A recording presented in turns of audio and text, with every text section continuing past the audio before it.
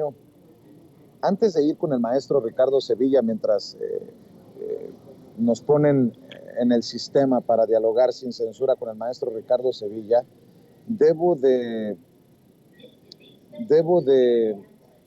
decirte que me siento muy molesto porque ve uno cada cosa desde la ignorancia o desde el veneno, desde el odio contra el presidente Andrés Manuel López Obrador. Por ejemplo, las opiniones de Fernando Belaunzarán. Fíjate nada más, es chiquito de estatura y chiquito de como persona, como hombre. Dice, la visita de López Obrador a Estados Unidos fue una gira muy pinche. Pueden citarme, dice el gran héroe perredista. Ah, no, ya es panista.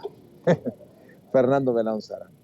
Y el que ya no es panista, que ahora es un payaso de redes sociales, Manuel Cloutier, el hijo del gran Cloutier, hermano de alguien quien forma parte del equipo de trabajo del presidente Andrés Manuel López Obrador en esta gira, Tatiana Cloutier, la secretaria de Economía. Dice Manuel Cloutier, después de leer los 5 puntos del acuerdo donde se establecen los compromisos de México con Estados Unidos, de comprarles más gasolina, de invertir en Estados Unidos para construirles gasoductos y bajar aranceles para las importaciones a México de productos de Estados Unidos, podemos decir que dio las nalgas.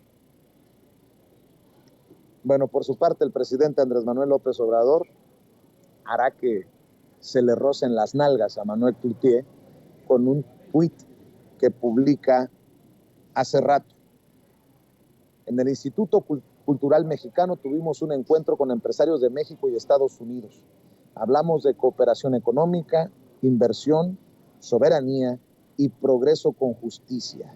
Y publica estas fotografías donde destaca obviamente el ingeniero Carlos Slim y otros importantes empresarios que se toman la foto con el presidente Andrés Manuel López Obrador.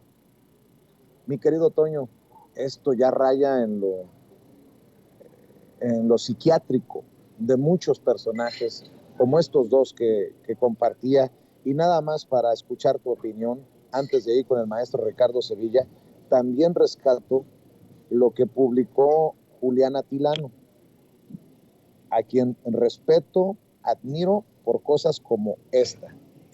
Dice en su tuit Juliana Tilano, dicen que la 4T es antiintelectual y anticientífica mientras comparten los tuits de charlatanes que hablan sobre el lenguaje corporal del presidente y su relación con la política exterior. Válgame. Y creo que tiene toda la razón. Mi querido Toño, escucho tu opinión sobre esto.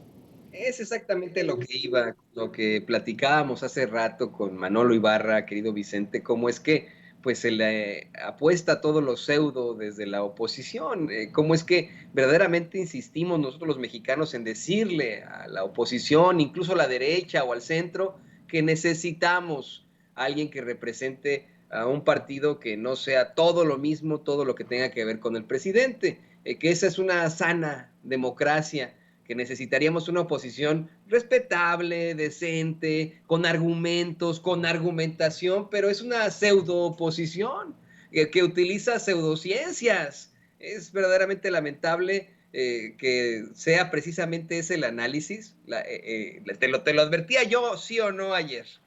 Después de que el corresponsal de Reforma, Antonio Baranda, mandara estas fotos en las que, pues de manera permíteme decirlo así, muy antiética, construye la imagen del presidente y del presidente López Obrador y el presidente Biden en una especie de situación negativa, pues a partir de ahí empezaron a salir los pseudocientíficos a hablar de cosas que ni existen, que no existen, no se puede, no hay una ciencia que verdaderamente determine que se pueda plantear el ánimo o la actitud o lo que está pensando una persona por cómo esté vestido o por cómo esté pues moviéndose o las facciones que haga. Es una tal vez división de la psicología que de ninguna forma puede comprobarse, no se le comprueba mediante el método científico, lo que lo hace una pseudociencia. como la frenología. Recordarás tú que a finales del siglo XIX y principios del siglo XX se determinaba supuestamente la capacidad de una persona con la